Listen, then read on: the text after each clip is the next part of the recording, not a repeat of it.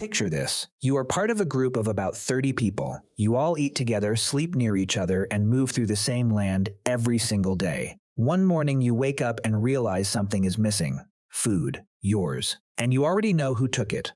Because in a group this small, there are no secrets. Everyone saw, everyone knows. And now everyone is watching to see what happens next. There is no police to call, no court, no judge, no written law of any kind. Just you, your group, and the person sitting across the fire who stole from you. So what do? What did ancient humans actually do when someone in their group crossed a line? And let me be clear about something before we go further. This is not a small question. This is the question that determined whether a group survived or fell apart. Because in a group of 30 people moving through a dangerous landscape, trust is not a nice to have. It is the foundation of everything. If you cannot trust the person sleeping next to you, you cannot sleep properly. If you cannot trust the people hunting with you, the hunt falls apart. If people start taking more than their share, the weakest members starve first, and then everyone starts to wonder if they are next. One person who consistently breaks the group's rules is not just an inconvenience. They are a threat to the whole structure that keeps everyone alive. The group knew this, and they had a system for it. Here is the answer most people expect. They assume it was brutal. They assume the strongest person just hurt the wrongdoer. They assume there were no rules, no fairness, just raw power. But that is almost completely wrong. And once you hear what actually happened, you are going to look at your own world very differently. Ancient hunter-gatherer groups, the kind your ancestors lived in for most of human history, were not ruled by the strongest person in the group. They were not ruled by anyone. This shocks most people when they first hear it. Anthropologist Richard Lee, who spent years actually living with hunter-gatherer groups and studying them up close, described them as fiercely egalitarian. That means everyone was equal, nobody was in charge, and the whole group worked together to keep it that way, actively, deliberately, every single day. Christopher Boehm, an anthropologist who built a study of 65 different hunter-gatherer groups from across the world, found the same pattern everywhere he looked. The group itself was the authority, not a chief, not a council, not the biggest man with the sharpest spear, the group. And the way the group kept order was a set of steps so clever that modern researchers are still writing about them today. What is especially remarkable is that these same steps appeared in groups on completely different continents, groups that had never met each other and had no way to share ideas.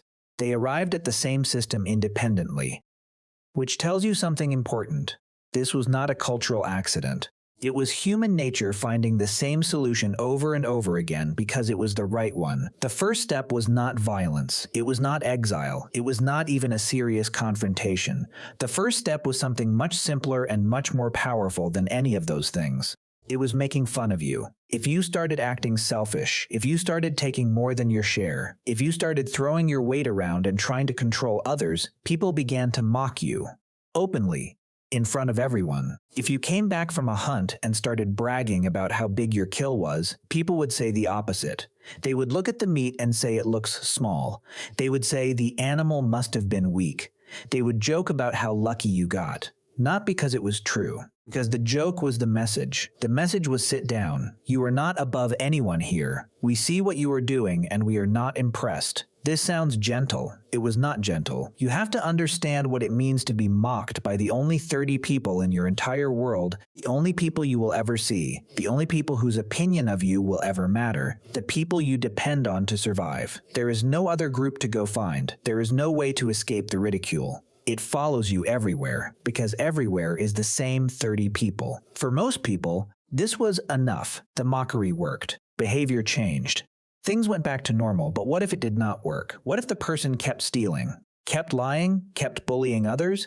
Then the group moved to the next step, and this one was harder. They stopped talking to you. Not one or two people. Everyone. You could speak and nobody responded. You could sit down near the fire and people would look away. You could try to join a conversation and it would simply continue as though you had said nothing. You became, in the middle of your own group, invisible. Think about how that feels.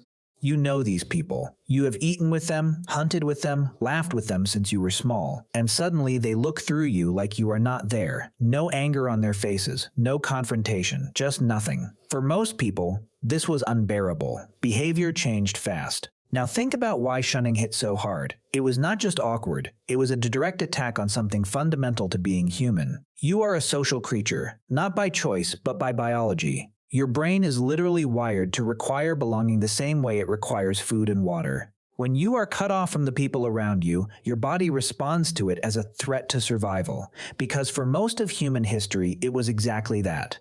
Being shunned in an ancient group did not just hurt your feelings.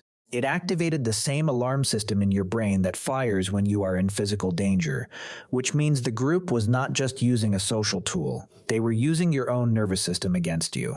And it worked almost every time.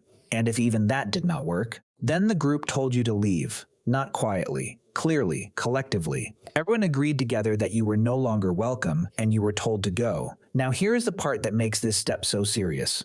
In the ancient world, there was nowhere to go. There were no other towns, no cities, no strangers who might take you in easily. Being sent out alone, especially in cold weather in rough terrain, without a group to hunt with or share food with, was very close to a death sentence. Alone, you would struggle to survive. Predators were real. Starvation was real.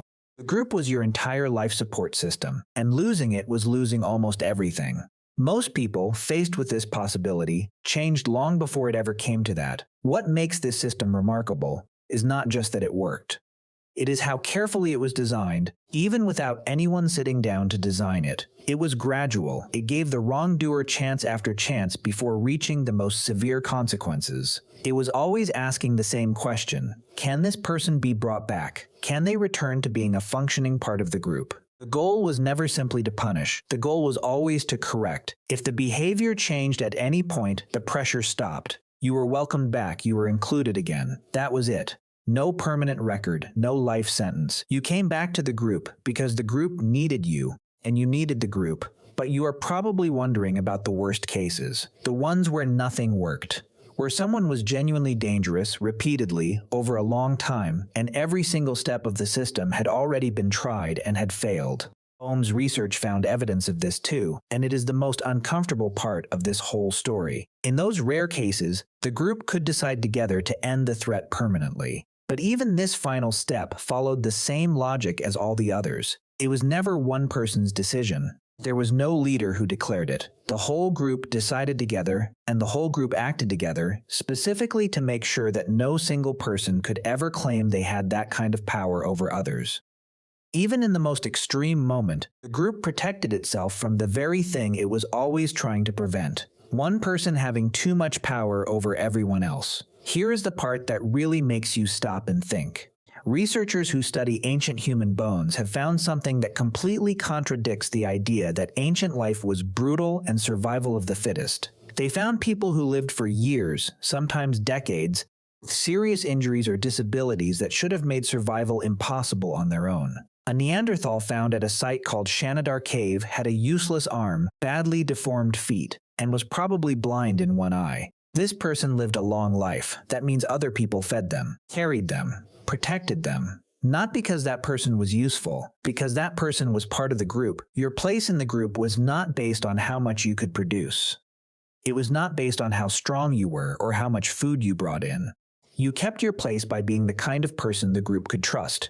You lost your place by choosing, over and over again, to harm the people around you. That is the actual line, not ability. Behavior. Think about what this tells you about your own instincts. When you do something wrong in front of people you care about, and you feel that wave of shame before anything is even said, you are feeling something ancient. When being left out of a group hits harder than physical pain, that is something ancient. When the idea of being truly alone, truly cut off from everyone around you, feels like the worst possible thing, that is something ancient too. These responses were not accidents. They were built into you by a system that used them as tools for thousands of years, long before anyone invented a prison cell or a courtroom. And here is the last thing worth sitting with. Modern justice systems spend enormous amounts of energy debating the same basic question: is the goal to punish people or to fix their behavior? Courts argue about it. Politicians argue about it. Researchers argue about it. It is genuinely one of the hardest unsolved problems in how we run our societies, and yet a group of 30 people sitting around a fire with no laws and no courts had already answered it, clearly and consistently, for tens of thousands of years. The answer was always to fix the behavior first. The answer was always to give the person a way back. The punishment only escalated when the person refused every chance they were given. The most severe response was always the last resort, not the first reaction.